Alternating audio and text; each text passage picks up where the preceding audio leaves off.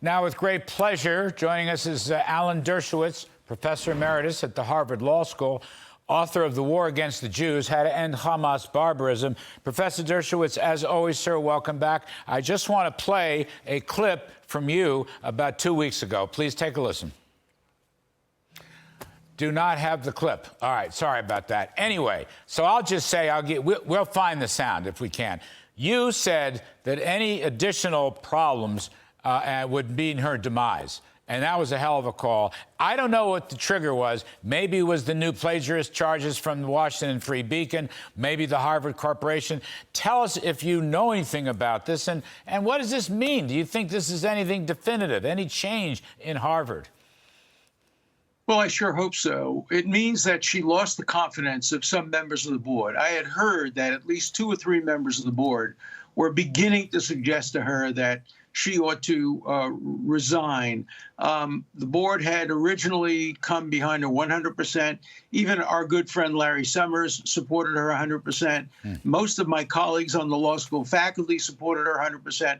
But those were their public statements. In their heart, I don't think they supported her. Look, this is just the tip of the iceberg. She represents something. She represents this diversity, equity, and inclusion bureaucracy that is destroying universities all over the country. This thing called intersectionality, which divides the world into oppressed and oppressors. We're the oppressors because we're white and we're successful and we made it on meritocracy, and the oppressed are everybody else.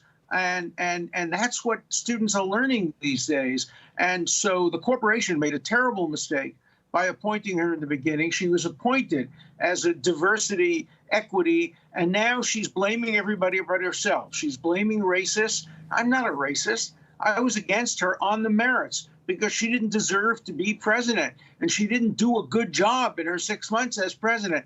That's called meritocracy. And that's what universities are turning against today, meritocracy. They're against grades. They're against any evaluations. They want people to be judged by the color of their skin, not the content of their character, to paraphrase Martin Luther King. I hope this marks the end of DEI, but I'm not sure it does. Well, I just want to give you your due. We found the Alan Dershowitz sound from a couple of weeks ago, and we're going to just play it. Take a listen, Professor. You'll enjoy it. But I think there's a good chance that if more material comes out, in the end, she'll have to step down. All right. So more material came out today from the Washington Free Beacon. 6 new charges of plagiarism. 7 of Gay's 17 published works have already been impacted by the scandal. I'm reading this from the Washington Free Beacon, which is a conservative website, but a very reputable one, I think. What about this? She's going to be a full faculty member faced with all these charges of plagiarism. I didn't rise in academia the way you did, but when I went to college and graduate school, if you plagiarized and you were caught on it, you were at least put out of the college for a year or 2. Maybe you were going to be expelled altogether. Why is she getting a honeymoon on the faculty? Well, I hope there'll be a full investigation by an objective, neutral group of scholars who have no dog in the fight, not anybody who defends her or defends the corporation, and not anybody who's opposed to her, but, 3 or 4 major scholars. Let them look and see if she warrants a suspension or warrants maybe taking away one of her honorific professorships, or the ultimate sanction, the end of tenure. It's very hard to take tenure away, but I think there should be a full and complete investigation. I hope she survives it. I like her as a person. I've met her a couple of times. She's very nice. I think she probably would be a decent teacher. So my personal hope is that she is allowed to remain on, but it has to be dependent on the degree of the plagiarism. Look, for me, the thing that put me over the top is that she plagiarized her acknowledgments. I mean, this is a woman who can't even write from the heart.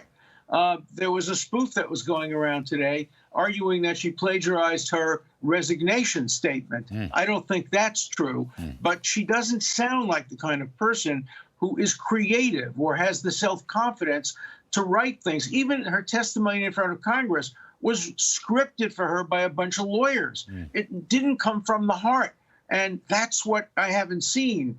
Anything that shows me that she is a person of the kind of high moral character that is required to be the president of Harvard.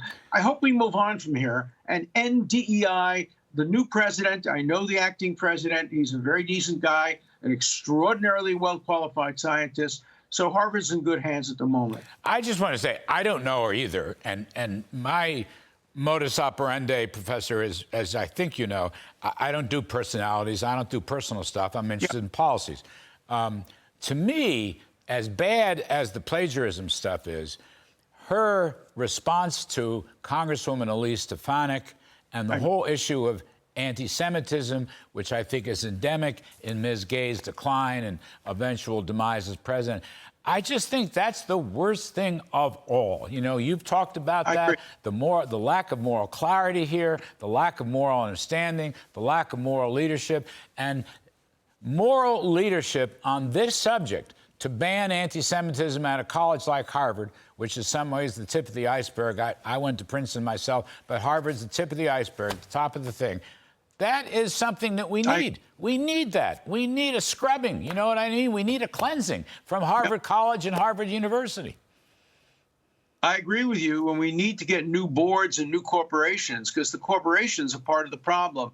They represent the trendiest approaches. They're supposed to represent the long-term standards of scholarship, objectivity. What we need is a return to meritocracy, a return to hard grading, a return to real values where people are rewarded based on their hard work and their accomplishments, not the color of their skin or their gender. That's what we've moved away from, and that's what I hope this is a watershed event.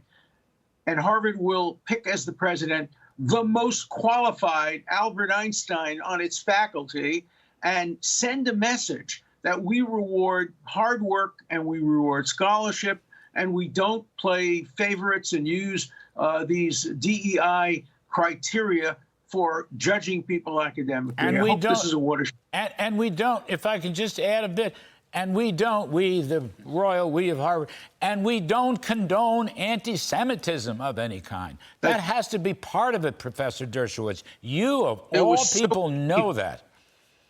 It was so easy for her to answer that question if she had it in her heart. Yeah. But she didn't. She was reading from a script, and she thought she could get away with it.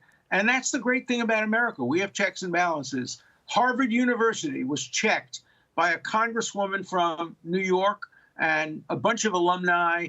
And the great thing about America is nobody, forget about above the law, nobody is above accountability, because we have so many sources. We have the media, we have Congress, we have other institutions. So Harvard has learned a lesson, and I hope the rest of the universities around the country will learn a lesson too, that you are more than your current faculty on the hard left. 97% of the Harvard faculty identifies as left. That's not diversity. And we need to change universities and make them more part of the American culture. All right, that's another great point. Another great point. Professor Dershowitz, as always, sir, we appreciate it. Thank you.